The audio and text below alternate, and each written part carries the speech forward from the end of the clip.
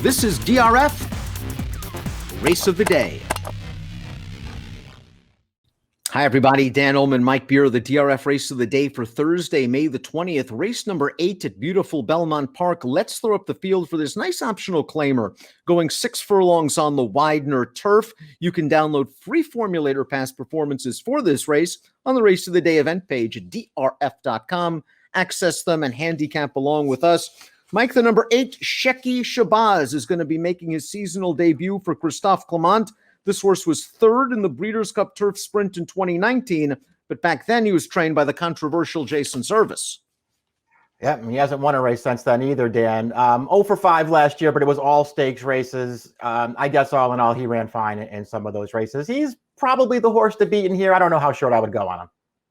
He has a lot of early speed, but as our friends from Timeform US indicate on their pace projector, we're expecting a fast and competitive pace.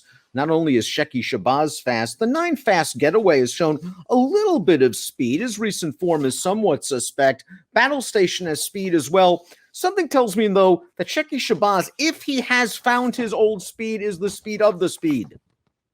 He probably is. I got to be honest, Dan. I don't know how much I agree with this pace projector. Maybe they'll go fast early. I didn't see this much speed in the race. Battle Station, if this pace is fast, I got news for you. He's not going to be up on the lead.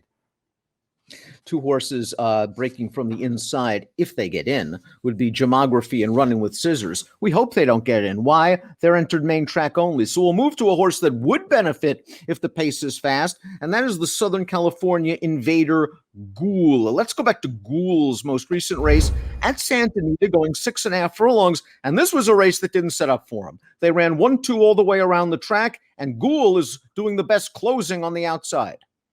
Yeah, this is a horse who shows up with a run every time. Trips and pace are very important to him, it feels like, Dan. He didn't get any pace at all in here. I thought all in all, he ran pretty well to be third. It's interesting, though, because if you go back to January, Dan, that race that he won over 6 furlongs at Santa Anita, they didn't go fast in that race either. He kept a lot closer to the pace that day and closed that field down. I wonder if Rosario can get this horse into position. If he does, this horse will be hard to hold off in the stretch.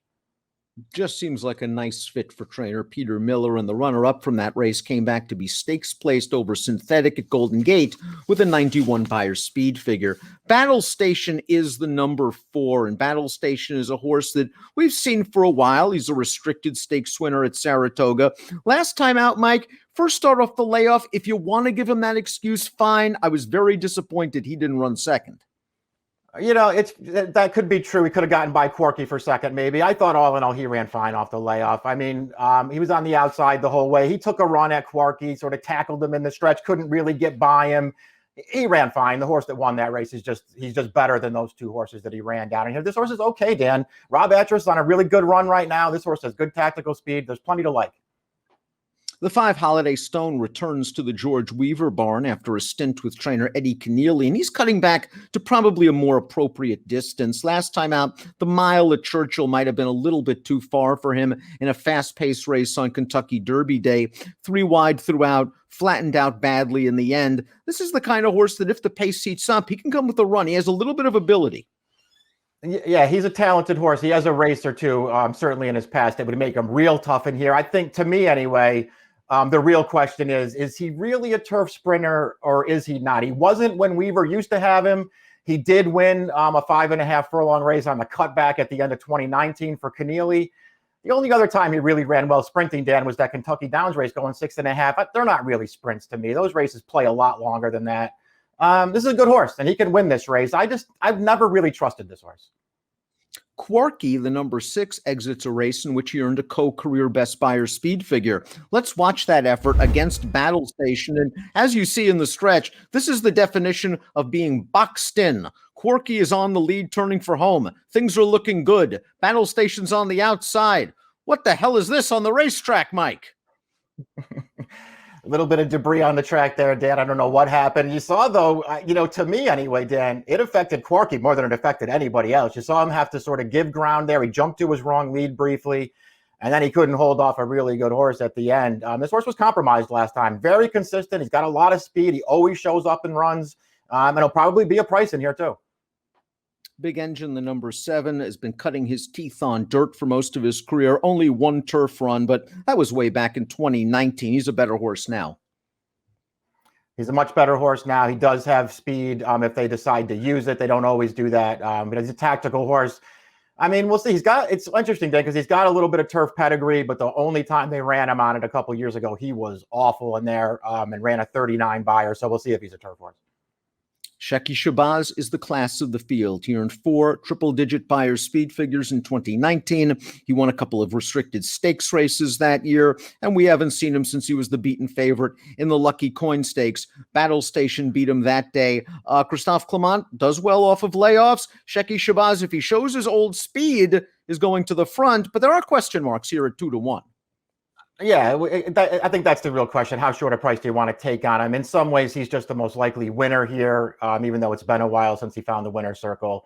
The last time we saw him, Dan, in the Lucky Coin, he did not run well. That wasn't a lot of pace on in that race, and he was rated that day, sort of take back off the pace, and maybe that's some kind of an excuse. But, man, he just didn't run at all through the stretch. Battle Station was the longest shot on the board in that race, and he wound up winning. I don't know. I've never really liked this horse that much. I don't necessarily want a short price on him, but he's the horse to beat. Fast Getaway, the number 9, is a New York bred that is probably trying to still find his form. He lost it, it seemed, at Saratoga over the summer of 2020. Yes, he was wide in that race 2 starts back, but he backed up a bit in the stretch. And then off the layoff, it just didn't appear like he was very interested and very green. Yeah, I don't know what was going on last time, Dan, because he'd never shown that before, and it's not like he's a young horse. He's 6 years old now, but he was in a good spot in that race. He looked like he was trying to get out through the turn. He bumped into a rival, and then he just threw his rider off coming to the stretch and galloped home on his own. I don't know what was going on last time. Something was amiss. He's way better than that. When he's good, this horse is actually pretty good, and he also has some speed. So if he's got his mind on business in this spot, he could be pretty dangerous in here. On his best day, and you probably have to go back 2 or 3 years, the number 10 Blind Ambition has many races that would compete with these. He is a stakes winner over this course at 7/8 of a mile. At 6, he's okay. Let's watch his last race. They dropped him all the way down to 32, and he was claimed by a barn that is having a very good run right now. Blind Ambition got close up to the pace in this race. I like that he kicks down eventually the gray horse Duncastle, but then he gets run down by the old classmaster Vici, who came back to win for 25 with an 86 buyer. Whether Blind Ambition is still the horse that can compete against these kind of runners, I'm not sure. I like the confident step up off the claim. Yeah, you're right. This barn has been on a really good run, Dan. You have to take all of their horses seriously right now. It feels like they're all running. We'll see if they can get Blind Ambition back on track here. His recent form, to me, just isn't very good at all, and I don't like the race that he ran last time, but maybe he'll just take a step forward here. He's going to have to improve. That's where I'm going to go because he's going to be a price in this race. And as we throw up our top selections, Blind Ambition, I'm hoping maybe can settle into the second flight off of the speeds and maybe improve in his first start off the claim for this excellent barn. You're going with Ghoul, who will hope to horrify him from the back. Yeah, we'll see if he gets any kind of a setup here. Then again, I don't think he needs them to be flying up front. Right. Just give him a bit of a competitive pace here. Rosario always has these horses in the right spot. Mike's going 3, 8, 5, and 4. I'm going 10, 6, 5, and 4. And we'll see what we get from Shecky Shabazz as he makes his seasonal debut for Christophe Clement.